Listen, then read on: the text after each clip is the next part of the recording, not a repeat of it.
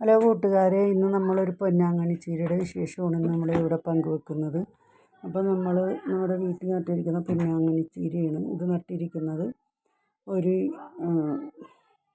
ഷീറ്റൊക്കെ ഇടുന്നതിൻ്റെ പാത്തിയുടെ ഒരു കഷ്ണത്തിൻ്റെ അകത്താണ് നട്ടേക്കണം. അപ്പോൾ നമ്മുടെ സോപാനത്തിനോട് ചേർത്ത് വെച്ച് കെട്ടിയിട്ട് സിറ്റ് ഔട്ടിൻ്റെ അരികിലാണ് നമ്മൾ അത് നട്ടേക്കുന്നത്.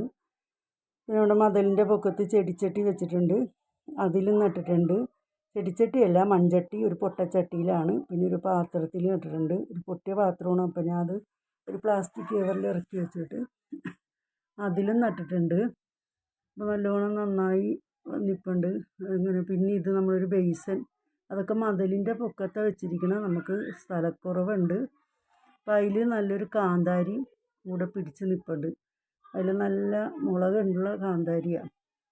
അപ്പോൾ അതും അതിൻ്റെ കൂടെ തന്നെ ഉണ്ടായി വന്നതാണ് കാന്താരി. അപ്പോൾ നമ്മളൊരു 3-4 സ്ഥലത്തായിട്ടാണ് ഞാൻ ഇങ്ങനെ ചീര നട്ടിരിക്കുന്നത്. നമുക്ക് സൗകര്യം കുറവാണ്. നമ്മുടെ മുറ്റമെന്ന് പറയുന്നത് ഒരു 1/2 സെൻറ്റ് സ്ഥലമേ നമുക്കുള്ളൂ.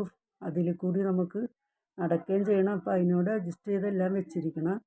ഇത് നമ്മുടെ ഒരു വേപ്പിൻ്റെ ഇടയിൽ കൂടി ഒരു പാത്തി വെച്ചിട്ട് ഒരു സ്റ്റാൻഡ് പോലെ വെച്ചിട്ട് അതിൻ്റെ അരികിലും വെച്ചിട്ടുണ്ട്.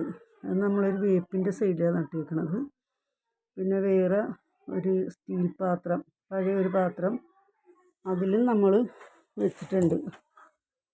അങ്ങനെ 3-4 സ്ഥലത്തായിട്ടാണ് ഞാൻ ഈ നട്ടിരിക്കുന്നത്. ഒരു ചെടിച്ചട്ടിയിലാണെങ്കിൽ പോലും നട്ടാലും നമ്മുടെ അത്യാവശ്യത്തിനുള്ള ചീര നമുക്ക് കിട്ടും. ഇപ്പം ഞാൻ അത് കുറച്ചെടുക്കാൻ വേണ്ടിയാണ്, കുറച്ചതിൽ നിന്ന് കിള്ളി എടുക്കുന്നതാണ് നമ്മുടെ ആവശ്യത്തിന് ഇന്ന് തോരൻ വെക്കാൻ വേണ്ടി. അപ്പോൾ നമ്മൾ കുറച്ചതിൽ നിന്ന് എടുത്ത് നല്ല ഇല നോക്കി, എല്ലാം നല്ല ഇലയാണ്, ഒരു കുഴപ്പമൊന്നുമില്ല, നന്നായിട്ട് നിൽക്കുന്നത്. അപ്പോൾ അതെടുത്തിട്ട് കറി വെക്കാൻ വേണ്ടി പോവുകയാണ് നമ്മൾ. അപ്പോൾ നല്ല ഫ്രഷായിട്ട് നിൽക്കണുണ്ട്, എല്ലാം നല്ല കിളുത്ത്. അതെടുത്ത് കഴിയുമ്പോൾ തന്നെ ഒരാഴ്ച ആകുമ്പോഴത്തേക്കും വീണ്ടും നമുക്ക് ഇതേപോലെ തന്നെ എടുക്കാൻ പറ്റും. പിന്നെ നമ്മൾ ഇപ്പോൾ അതെടുത്ത് നമ്മുടെ ആവശ്യത്തിനുള്ള ഇത്രയും ചീര നമ്മൾ എടുത്തിരിക്കണത്. പിന്നെ നമുക്കിന്നത് അരിഞ്ഞ് നല്ലോണം കഴുകി നല്ല ഫ്രഷാക്കി കഴുകി എടുത്തിട്ട് നമുക്കത് കറി വെക്കാം. അപ്പോൾ ഞാനതിന് ആവശ്യമുള്ള തേങ്ങ, പച്ചമുളക്, വെളുത്തുള്ളി, നല്ല ജീരകം എല്ലാം കൂടി ചേർത്തൊന്ന് ഒതുക്കിയെടുത്ത് അത് കടുക് പൊട്ടി വന്നപ്പോൾ അതിലിട്ടിട്ടുണ്ട്. ചീര ഇട്ട് കൊടുത്ത് നമ്മളൊരു പാത്രത്തിൽ പരിപ്പ് സെപ്പറേറ്റ് വേവിച്ചെടുത്ത് അപ്പോൾ അതും കൂടി ഇട്ട് കൊടുത്തിട്ടുണ്ട് അതിൽ.